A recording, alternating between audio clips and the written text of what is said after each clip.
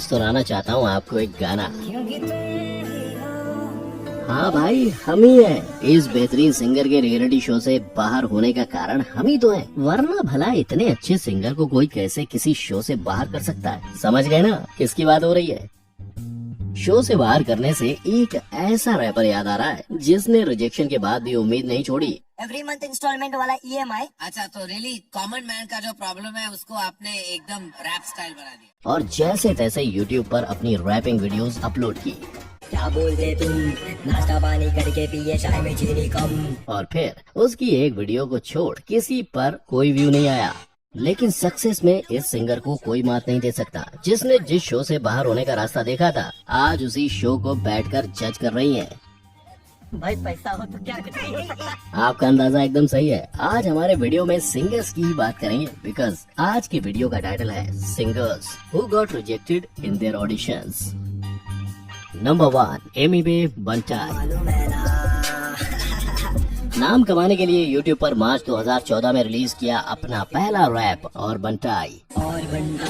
क्या बोलते तुम, नाश्ता पानी करके पिए चाय में चीनी कम। लेकिन इस वीडियो के बाद किसी भी वीडियो पर नहीं मिला था कोई भी व्यू। हालांकि इस रैपर ने YouTube पर कोशिश करने से पहले दिया था शो इंडियाज गॉट टैलेंट में ऑडिशन, लेकिन वहां उन्हें फेस करना पड़ा रिजेक्शन। अब तो पहचान गए ना कि मैं किसकी बात कर रहा हूँ? एमी वे बंटाई, जिनका असली नाम है शाहरुख शेख। उन्होंने हॉलीवुड रैपर एमिनेम से इंस्पिरेशन लेते हुए अपना पहला रैप इंग्लिश लैंग्वेज में लिखा था, लेकिन पिता ने सलाह दी रैप्स को उस लैंग्वेज में लिखने की जो सभी लोग समझ सके। पर 2014 में अपनी वीडियो YouTube पर अपलोड करने के बाद एमी वे को फेम के लिए 3 साल तक इंतजार करना पड़ा था, और 3 साल बाद उन्हें जैसा फेम मिला उसकी उन्होंने कभी कल्पना भी नहीं की होगी। मतलब हुआ ये था कि एक इंटरव्यू में रैपर रफ्तार ने एमी वे के पैसे नहीं कमाने की बात बोली थी। एमी जो है वो अपनी तरफ से शब्द लगा हुआ है, कर रहा है, but he is not earning right now. जिसका जवाब देते हुए एमी वे ने अपने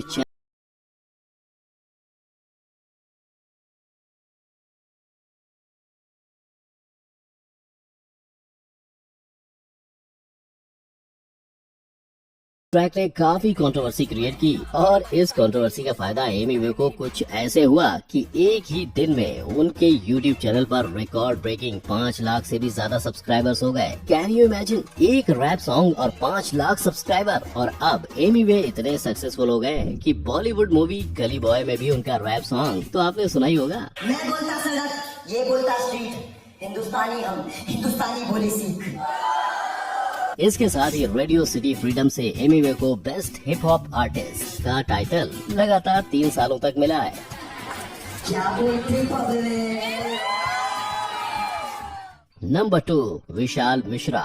मैं बारिश की बोली समझता नहीं था, हवाओं से मैं यूं उलझता नहीं था।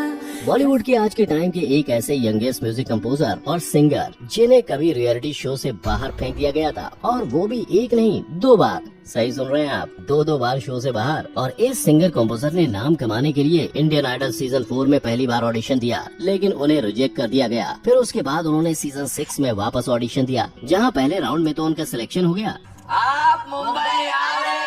लेकिन दूसरे राउंड में पहुंचने के बाद उन्हें बाहर का रास्ता दिखा दिया गया। मैं बात कर रहा हूं विशाल मिश्रा की, जिन्होंने एक शो से 2 बार रिजेक्ट होने के बाद न हिम्मत हारी और न हौसला। तभी तो पूरे जोश के साथ उन्होंने फिर से डीडी नेशनल के रियलिटी शो भारत की शान सिंगिंग स्टार में हिस्सा लिया, और फाइनली शो के विनर का टाइटल अपने नाम किया। और अगर बात ब्रेक की करें तो वैसे तो विशाल मिश्रा को उनका पहला ब्रेक करीब सिंगल के ट्रैक में एज अ कंपोजर मिल गया था, लेकिन कंपोजर से ज्यादा सिंगर को याद रखते हैं, और ये बात विशाल अच्छी तरह से जानते थे। तभी तो उन्होंने सही मौके का इंतजार किया और कई मूवीज के लिए कॉम्पोजिशन करते रहे। लेकिन फिर उन्हें फिल्म कबीर सिंह के हिट सॉन्ग को गाने का मौका मिला, जिसके बाद वो इतने फेमस हुए कि हर कोई विशाल मिश्रा को सुनना पसंद करता है। आपको शायद ये जानकर शौक लगेगा कि पिछले साल कोविड-19 के वक्त पॉपुलर हुए सॉन्ग का कॉम्पोजिशन भी विशाल मिश्रा ने अक्षय कुमार और जैकी भागनानी के कहने पर किया था। नंबर 3, मोनाली ठाकुर, बॉलीवुड का हिट नंबर, और उसी फिल्म का एक और हिट सॉन्ग।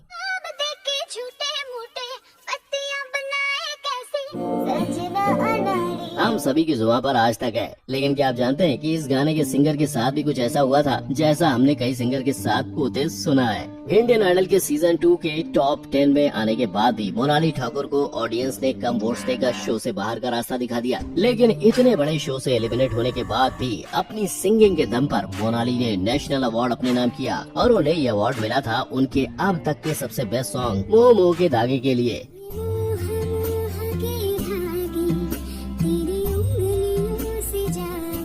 वैसे देखा जाए तो मोनाली का बॉलीवुड डेब्यू जाने मन में ही हो गया था, लेकिन उनको असली पहचान दिलवाई म्यूजिक डायरेक्टर प्रीतम चक्रवर्ती ने। प्रीतम ने मोनाली को फिल्म रेस में 2 गाने गाने का मौका दिया और वो दोनों ही गाने चार्ट बस्टर्स बन गए। आज मोनाली बॉलीवुड और बांग्ला फिल्म इंडस्ट्री में एक जाना माना चेहरा बन गई है, जिनके गानों को सभी लोग पसंद करते हैं। वैसे आप जानते हैं मोनाली सिंगर होने के साथ साथ एक ट्रेन डांसर और एक्ट्रेस भी है।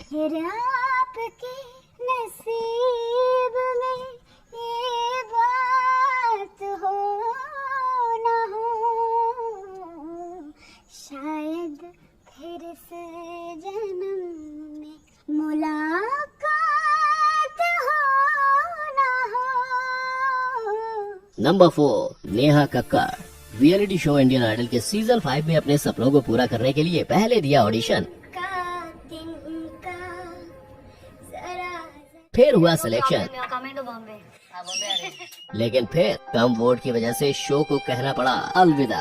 लेकिन फिर इसके बाद नेहा की किस्मत का ताला कुछ यूँ खुला कि वो उसी शो में जज बनकर अब लोगों को करती हैं रिजेक्ट। घर की जरूरत को पूरा करने के लिए जगरातों में गाना गाने वाली नेहा कक्कड़ ने कम समय में 0 से 100 का सफर तय किया है और कुछ ऐसा किया है कि लोग अब इसकी मिसालें देते हैं। अपनी बहन सोनू कक्कड़ से म्यूजिक में ट्रेनिंग लेते हुए नेहा ने कई सारे गानों में अपने वोकल्स दिए थे। इसके बाद उन्होंने फिल्म मीराबाई नॉट आउट में बतौर कोरस सिंगर डेब्यू किया था। लेकिन इतनी मेहनत के बाद भी उन्हें अपनी पहचान नहीं मिल रही थी। पर फिर साल 2012 में आई फिल्म कॉकटेल, जिसके सबसे hit dance number second hand जवानी ने नेहा की किस्मत का दरवाजा खोला।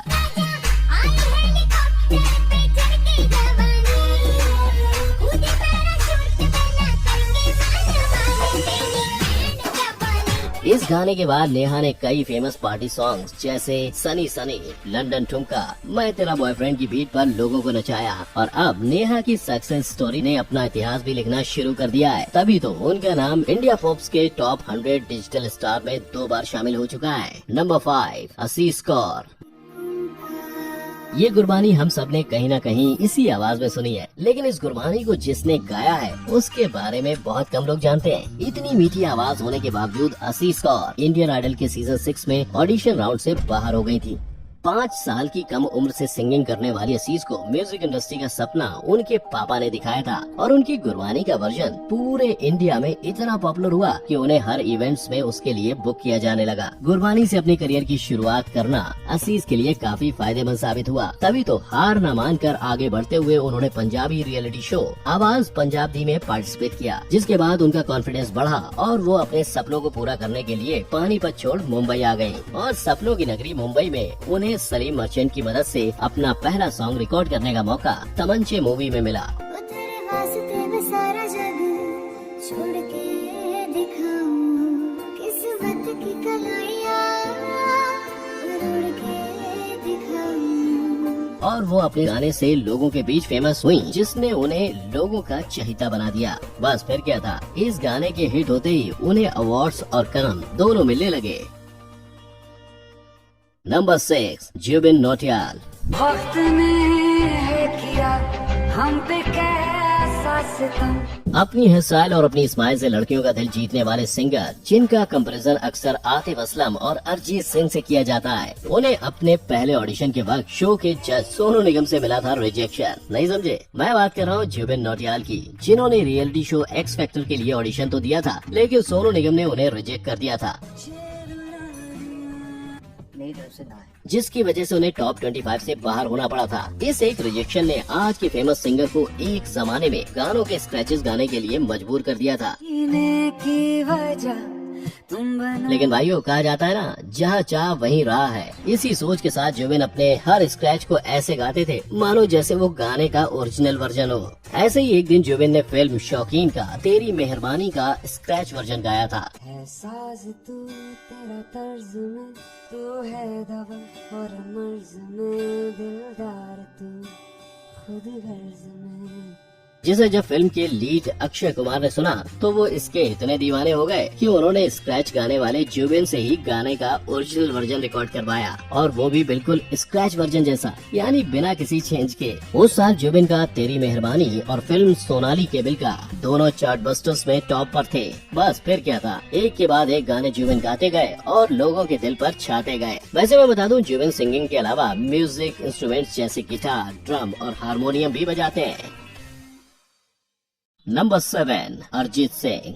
अब बात करते हैं एक ऐसे सिंगर की जिसे शायद ही कोई नहीं पसंद करता हो, लेकिन ठहरो, शायद वो हम ही तो हैं जो उसे एक जमाने में पसंद नहीं करते थे, तभी तो हमने उसे टॉप 5 में शामिल होने का मौका नहीं दिया। अब भी नहीं समझे किसकी बात हो रही है? अरे मैं बात कर रहा हूँ 2005 में सोनी टीवी पर आने वाले शो फेम गुरुकुल के कंटेस्टेंट अरिजीत सिंह की, जिसे कम वोट के चलते टॉप 5 से बाहर होना पड़ा था। हालांकि शो में अरिजीत की आवाज को शो के जज शंकर महादेवन और संजय लीला भंसाली दोनों को काफी अच्छी लगी थी, इसलिए दोनों ने एक एक करके उन्हें ब्रेक देने की कोशिश की। जहां अरिजीत को सबसे पहले ब्रेक शंकर महादेवन ने अपने एल्बम हाई स्कूल म्यूजिकल 2 के गाने आजा नचले में दिया, लेकिन शायद उनकी किस्मत का चमकने का समय अभी नहीं आया था, तभी तो ये एल्बम बुरी तरह पिट गया। जिसके बाद बारी आई संजय लीला भंसाली की, जिन्होंने रणबीर कपूर और सोनम कपूर की डेब्यू मूवी में अरिजीत की आवाज को पहचान देनी चाहिए, पर जब नसीब में हो कद्दू तो कैसे मिलेगा लड्डू, इसीलिए तो इतने बड़े फिल्म की स्क्रिप्ट में चेंज हो गया और इस गाने को ही फिल्म से निकाल दिया गया। ये बात और है कि अरिजीत ने हिम्मत हारना नहीं सीखा था, इसीलिए तो इतनी नाकामयाबी के बाद भी उन्होंने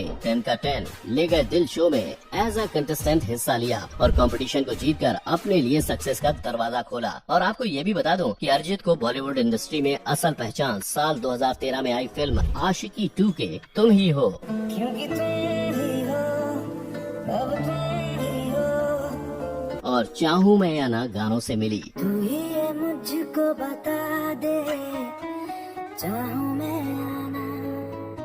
पर इस पहचान से पहले बार बार मिल रहे फेलियर के बाद अरिजीत आज इंडस्ट्री के हाईएस्ट पेड सिंगर्स में से एक है। कई अनगिनत अवार्ड्स के साथ वो अब इतने फेमस हो गए हैं कि 2020 में स्पॉटिफाई ने अरिजीत सिंह को मोस्ट स्ट्रीम्ड इंडियन आर्टिस्ट का टाइटल दिया था। इन सारे सिंगर्स की कहानी इनकी आवाज की तरह ही काफी मेमोरेबल है, काफी यादगार है, तभी तो ये आज लोगों के दिलों पर राज कर रहे हैं। पहले रिजेक्शन, फिर सिलेक्शन और अब ये सभी लोग अवार्ड विनिंग परफॉर्मेंस दे रहे हैं। अगर आपको भी अपने गानों से कानों में मिश्री घोल देने वाले इन सिंगर्स की कहानी इतनी ही इंटरेस्टिंग लगी तो हमारे चैनल को लाइक एंड शेयर करना मत भूलना, और इनमें से कौन सा सिंगर आपका फेवरेट है वो कमेंट करके जरूर बताना। और फाइनली हमारी वीडियो के कोई भी अपडेट मिस न करने के लिए बेल आइकन को हिट कर देना। तो फिर मिलेंगे एक नई वीडियो के साथ। जय हिंद।